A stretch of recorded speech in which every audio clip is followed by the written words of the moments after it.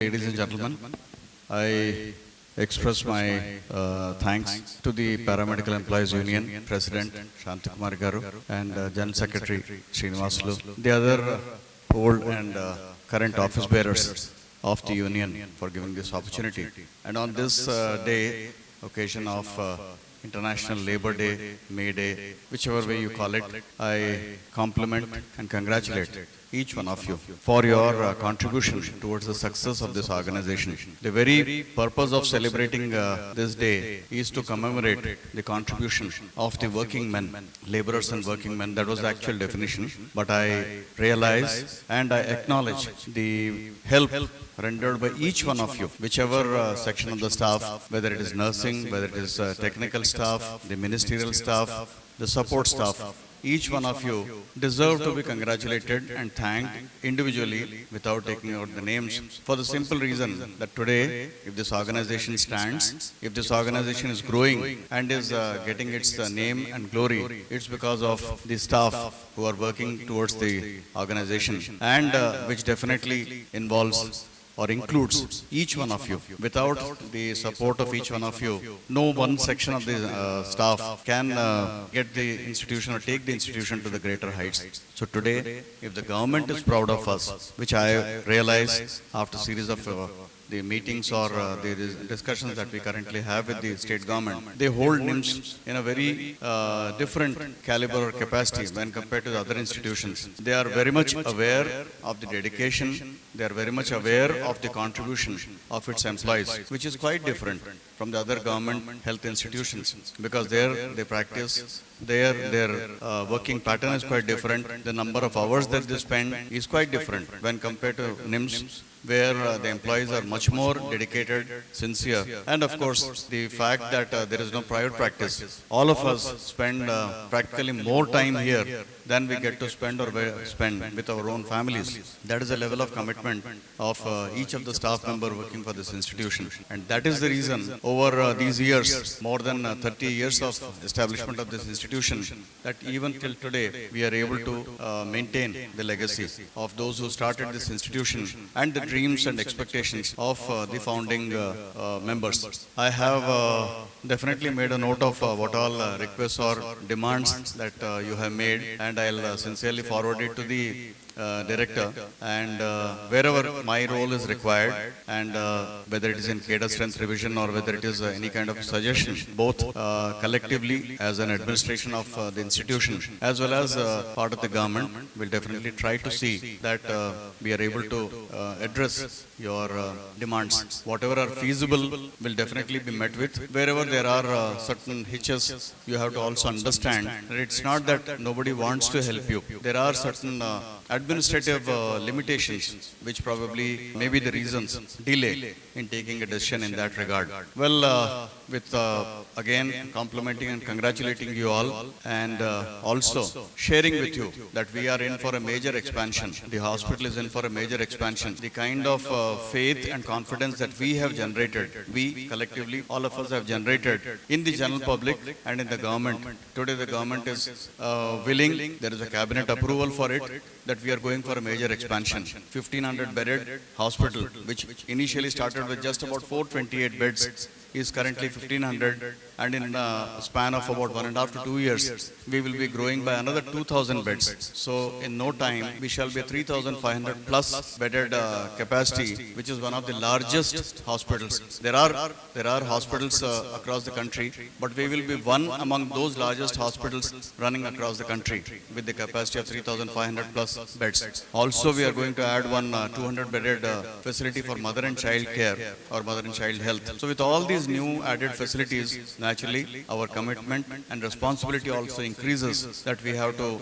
dedicate ourselves further. As regards the point that even senior staff have to do night duties, well, because you are doing night duties, you are setting an example, or no, the other routine duties, you are setting an example for the students whom you are training. That's why the one who gets trained at Nizams is in demand for any of the corporate hospitals across the state and in the country as well. It is because you are dedicating yourself to this extent, even though you are a senior staff. That is the reason. One, you are updating yourself, you are able to take up or say refine your skills. At the same time, you are imparting training, a reason why people would like to join this institution. The demand for technical courses today is quite high compared to some time back. After having converted to BSc courses, we have a demand. Students are actually asking for increase of seats. This time, if you are aware of, for the 100 seats, there were more than 250 students who qualified. So there is no chance of having any seat vacant. We actually went with more number of candidates not getting a seat. So there is a demand, there is a requirement to increase the seats in technical courses. As far as the staff is concerned, well, for reasons that of financial implications, probably the government has a different outlook of having a certain percentage of permanent staff and certain percentage of contractual staff.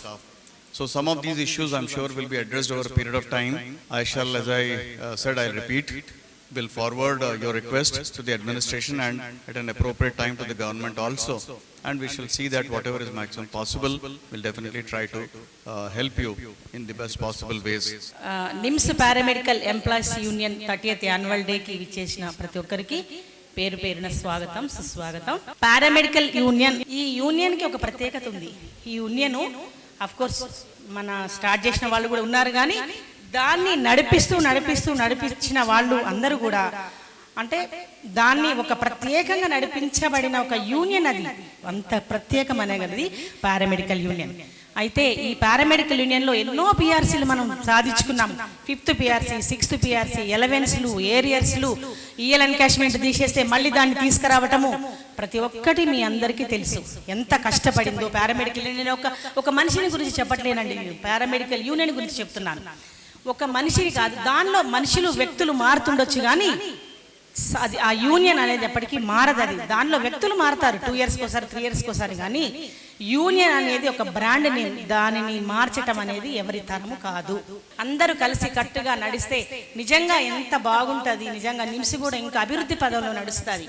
ఎవరం పని చేసినా, A union పని చేసినా, ఏ association పని చేసినా employees కోసమే. First మన main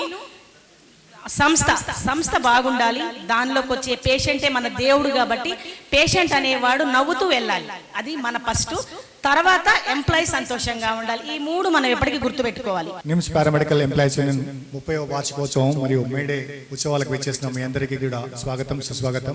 మనిషి సగటు ఆయుర్దాయం 60 ఏళ్ళు అనుకుంటే ఆ మనిషి జీవితంలో 30 ఏళ్ల కాలం చాలా ఎక్కువ. ఈ 30 ఏళ్ల కాలంలో నిమ్స్తో మనకి ఎంత అనుబంధం ఉందో అంతే అనుబంధం నిమ్స్ పారామెడికల్ ఎంప్లాయీస్ యూనియన్తో ఉంది. ఏమంటారు, నేను పుట్టాను నా నిమ్స్ పారామెడికల్ ఎంప్లాయీస్ యూనియన్ అంటే ఇక్కడ నేను 92లో జాయిన్ అయ్యాను. అప్పుడే ఈ నిమ్స్ పారామెడికల్ ఎంప్లాయీస్ యూనియన్ పురుడు పోసుకున్న నాటి నుంచి నేటి వరకు దాదాపు 30 ఏళ్ల కాలంలో 26 ఏళ్ళు, 4 ఏళ్ళు ప్రొబేషన్ డిక్లేర్ కాదు కాబట్టి మౌనంగా ఉన్నాం.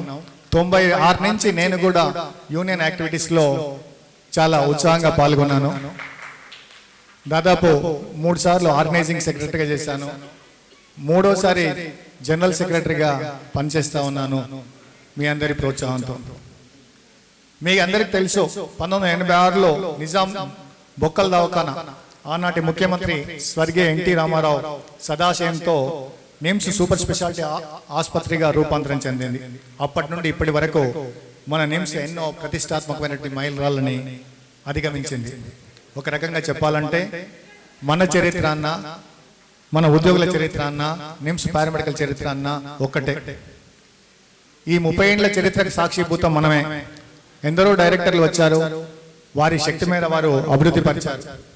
మనం 92లో జాయిన్ అయినప్పుడు ఒక కోర్ బ్లాక్ ఉండేది, జస్ట్ ఈ బ్లాక్ మాత్రమే ఉండేది. 2000 సంవత్సరంలో మిలీనియం బ్లాక్ వచ్చింది, తర్వాత స్పెషాలిటీ బ్లాక్ వచ్చింది, తర్వాత ట్రామా బ్లాక్ వచ్చింది.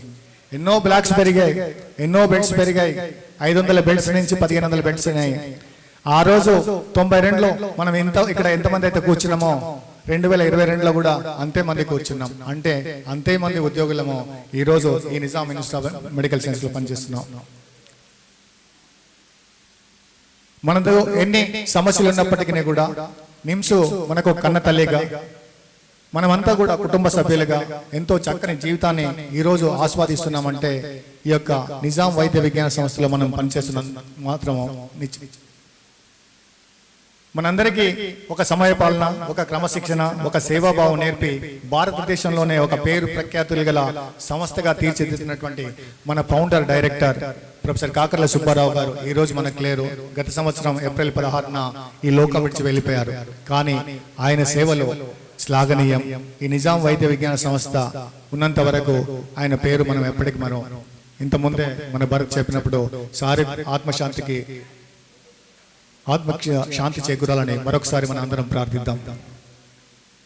అలాగే ఈ 30 ఏళ్ల కాలంలో మన సహోద్యోగులను కూడా మనం ఎంతో మందిని కోల్పోవడం జరిగింది. ముఖ్యంగా ఈ కోవిడ్ మహమ్మారి కాలంలో హేమగల తావుతానండి, తర్వాత ఇంకా కొంతమంది వ్యక్తులు నిన్న రీసెంట్గా యాక్సిడెంట్లో కూడా కొంతమంది మనం కోల్పోవడం జరిగింది. వారందరికీ ఆత్మశాంతి చేకూరాలని ఈ సభాముఖంగా మనం ప్రార్థిద్దాం. ఈ 36 ఏళ్ల కాలంలో ఉన్న ఇక్కడ ఉన్న వాళ్ళంతా కూడా దాదాపు 30 ఏళ్ల సేవలు పూర్తి చేసినటువంటి వాళ్ళందరే. దాదాపు 30 ఇయర్స్ ఒకే సంస్థలో పనిచేసి ఈ యొక్క సంస్థ కృషికి కారణమవుతున్న మీ అందరికి కూడా మరొకసారి నేను శిరస్సు వంచి నమస్కరిస్తా ఉన్నాను. మిగతా ప్రభుత్వ ఉద్యోగాలకు మనకు చాలా తేడా ఉంది. ఇది స్వయం ప్రతిపత్తి గల సంస్థ అయినందువల్ల, అంటే ఈ సంస్థలో మనకు ఉద్యోగం రావడము మనం చేసుకున్నటువంటి పూర్వజన్మ సుకృతమని నేను తప్పక చెప్పగలను. మిగతా గవర్నమెంట్ ఎంప్లాయీని తీసుకున్నట్లయితే ఎక్కడా కూడా చార్టెడ్ బూడిద పడకుండా 2 ఏళ్లకు 3 ఏళ్లకు ఒకసారి ఇంకో ప్లేస్కి మారుస్తూ ఉంటారు. వారి యొక్క స్థితిగతుల్లో, జీవన పరిస్థితుల్లో చాలా చాలా తేడాలు ఉంటాయి. ఈ రోజు మన పిల్లలు డాక్టర్లు, ఇంజనీర్లు ఐఐటీలలో, తర్వాత ఎన్ఐటీలలో చదువుకుంటున్నారు, పెద్ద పెద్ద ఉద్యోగాలు చేస్తున్నారంటే కేవలం మనం నిజాం వైద్య విజ్ఞాన సంస్థలో పనిచేస్తున్నందుకు మాత్రమే అని చెప్పగలం. ఈరోజు చాలా మంది కింద కూర్చున్న వాళ్ళు అయితేనండి, పైన కూర్చున్న వాళ్ళ పిల్లలు అయితేనండి ఎంతో మంది డాక్టర్లుగా కొనసాగుతూ ఉన్నారు. ఎంతో మంది ఐఐటీలో ఇంజనీర్లుగా ఉద్యోగాలు పొందారు. సో దీనంతటికి కూడా మూల కారణం మనం నిమ్స్ తల్లి అనేసి చెప్పక తప్పదు. ఒకవేళ మనమే కనుక గవర్నమెంట్ సెక్టార్లో ఉంటే 10 చోట్ల తిరిగి ఎక్కడ కూడా 2-3 ఏళ్ళు నిలకడగా ఉండకుండా మన పిల్లల చదువు ఆగమయ్యేది. ఈ రోజు మనం ఒక ఉజ్వలమైనటువంటి భవిష్యత్తు కొనసాగిస్తున్నామంటే ఈ నిమ్స్ లో మనం ఉద్యోగం సంపాదించుకోవడం మనం పూర్వజన్మ సుకృతం. Nizam's institute of medical sciences మనమంతా ఒక కుటుంబం, మనం ఒక ఫ్యామిలీ. ఎప్పుడు అందుకనే మన ఇంటి పేరు ఒకటే ఉంది. మన పారామెడికల్ ఎంప్లాయీస్ యూనియన్ ప్రతి ఒక్క పోరాటం లోపల విజయం సాధించింది. ప్రతి ఒక్కటి పిఆర్సీలలో కానీ, ఎగ్జిక్యూటివ్ మన ఈఎల్స్లో తీసుకోవడంలో కానీ, ఈఎల్స్ ఇంక్రీజ్ చేయడంలో కానీ ప్రతి ఒక్కటి పోరాటంతో సాధించాము. ఈరోజు 30 సంవత్సరములు పారామెడికల్ యూనియన్ అనేది చాలా గొప్ప విషయము. ఈ పారామెడికల్ ఎప్పుడైనా మే డే అని మనం ఫస్ట్ చేసుకుంటున్నామంటే మన నిమ్స్ వెల్ఫేర్ గురించి, మన ఎంప్లాయీస్ గురించే మనం మాట్లాడుకోవాలి.